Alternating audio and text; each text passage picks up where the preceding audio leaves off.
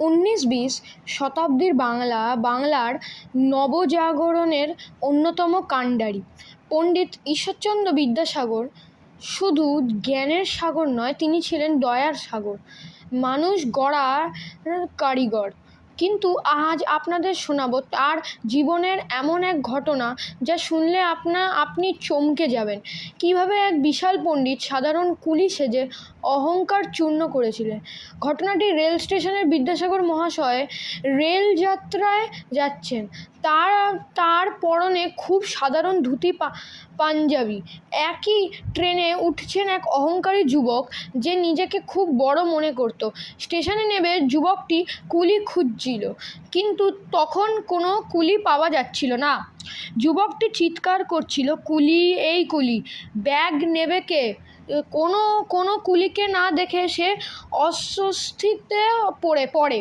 তখন সাধারণ পোশাকে থাকা বিদ্যাসাগর এগিয়ে গিয়ে বললেন, বাবা, এত ছোট ব্যাগ তুমি নিজেই তো নিতে পারো, কুলির পয়সাটা বেঁচে যাবে। তারপরে যুবকটি অহংকারের সাথে বিদ্যাসাগরকে কুলি ভেবে ব্যাগটি ধরিয়ে দিল।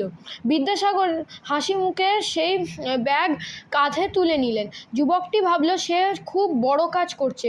স্টেশন থেকে গন্তব্য গিয়ে যুবকটি ব্যাগ বাবদ কিছু টাকা এগিয়ে দিল। বিদ্যাসাগর টাকা নিলেন না। এরপর সেই যুবক যখন সভাস্থলে গেল, দেখলো যে যাকে সে কুলি ভেবেছিল তিনি মঞ্চের প্রধান অতিথি মহান বিদ্যাসাগর।